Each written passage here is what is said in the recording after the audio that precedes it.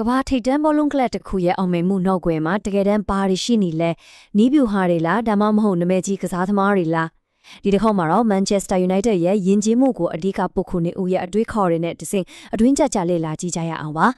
ဒီတော့အဓိကမေးခွန်းကကြပါပဲအသင်းတစ်တင်းရဲ့အောင်မြင်မှုအထွတ်မျက်စိနဲ့မမြင်နိုင်တဲ့အခြေခံအုံမြင့်ဆိုတာဘာများဖြစ်မလဲဒါဟာကစားခွက်နည်းစနစ်တွေအကြောင်းကြီးပဲပြောနေတာမဟုတ်ပါဘူးအသင်းတင်းကိုအောင်မြင်မှုစီတွန်းပို့ပေးနေတဲ့အတွေ့အခေါ်နဲ့စိတ်သက်ပိုင်းဆိုင်ရာတိဆောက်ပုံကိုစစ်လိလာတော့မှာဖြစ်ပါတယ်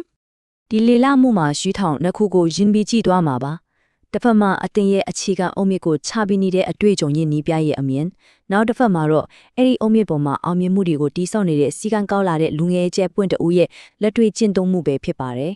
်ပထမဆုံးရင်နဲ့နီးပြတဲ့မိုက်ခဲကာရဲ့ခေါင်းဆောင်မှုအတွေးခေါ်ကိုအရင်ကြည့်လိုက်ရအောင်တွေ့ဆောင်မှုထိတဲ့အားလုံးနဲ့သက်ဆိုင်နေဆိုတာကအသင်းလိုက်စိတ်တဲ့အတွက်တကယ်တမ်းဘာကိုဆိုလိုနေတာလဲ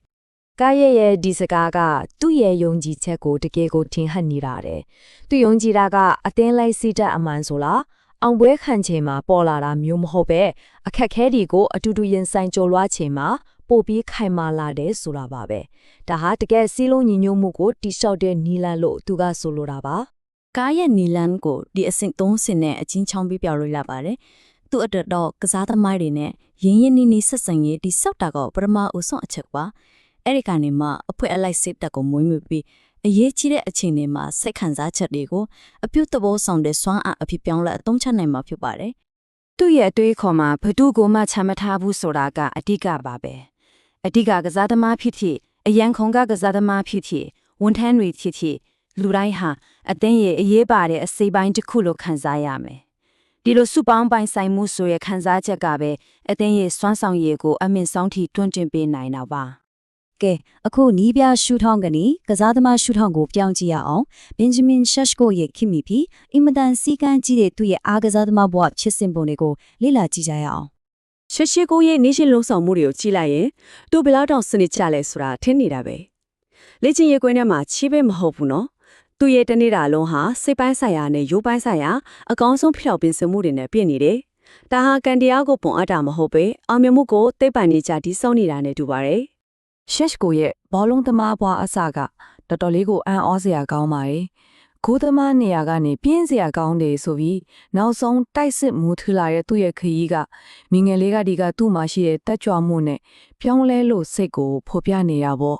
့ရှက်ကိုရဲ့အစွမ်းထက်ဆုံးစိတ်ပိုင်းဆိုင်ရာလက်နက်တစ်ခုကတော့ visualization လို့ခေါ်တဲ့စိတ်ကူးပုံဖော်ခြင်းပါပဲ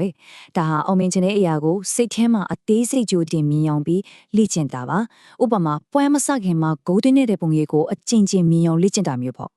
ဒါကသူ့ရဲ့ယုံကြည်မှုကိုပိုပြီးခိုင်မာစေတဲ့အဓိကအချက်တွေကတစ်ခုပါပဲကဲအခုဆိုရင်ဒီဇလာနှစ်ခုကိုစော့ပြီးပေါင်းဆက်ကြည့်ရမယ့်အချိန်ရောက်ပါပြီနီးပြရဲ့မြို့မန်းချက်တွေကိုကစားသမားတွေကဘလို့လက်ခံပြီးလက်တွေ့အကောင်အထည်ဖော်နေတယ်လဲဆိုတာကြည့်လိုက်ကြရအောင်ပါချစ်ရှိုကိုရာရဲ့ဒီစကားတွေကအကောင်းဆုံးသက်သေပါပဲကာရီရဲ့လူကိုဦးစားပေးတဲ့ချင်းကပ်ပုံကကစားသမားတွေရဲ့ဘလောက်တောင်အပြူသဘောဆောင်လေတက်ရောက်မှုရှိနေလဲဆိုတာကိုရှင်းရှင်းလင်းလင်းမြင်နိုင်ပါတယ်ဒါဟာနီးပြကောင်းတယောက်ဖြစ်အောင်တမကလူကောင်းတယောက်ဖြစ်ခြင်းရဲ့အရေးပါပုံကိုပြနေတာပါဒီနေရာမှာနီးပြရဲ့အရေးအသွေးတွေနဲ့ကစားသမားရဲ့အတွေ့အကြုံတွေကြားကဆက်ဆက်မှုကိုရှင်းရှင်းလင်းလင်းမြင်နိုင်ပါတယ်။ကာရီရဲ့တည်ငြိမ်မှုကရှက်ရှိုကလိုကစားသမားတွေကိုအားပေးထောက်ခံတယ်လို့ခန်းစားစေတယ်။သူရဲ့ဆက်ဆံရေးကိုတန်ဖိုးထားမှုကကစားသမားတွေအတွက်ယုံကြည်မှုနဲ့လုံခြုံတဲ့ပေါင်းဝန်းကျင်တစ်ခုကိုဖန်တီးပေးပါတယ်။အာရီရဲ့အတွေ့အခေါ်ကစီလုံးညီညွတ်တဲ့ယဉ်ကျေးမှုတစ်ခုကိုအတင်းမှအမြင့်တွေစေတယ်ဆိုတာဒီအချက်ကတည်တည်ပါပဲ။အတင်းသားအချင်းချင်းအထူးသဖြင့်စီနီယာကစားသမားတွေကအတင်းကိုအသက်ရောက်လာတဲ့သူတွေကိုကူညီကြိုဆိုတာဟာချမ်းမာပြီးရေရှိတည်တဲ့အတင်းရင်ကျေးမှုရဲ့အမတ်လက္ခဏာတစ်ခုဖြစ်ပါတယ်။ကဲ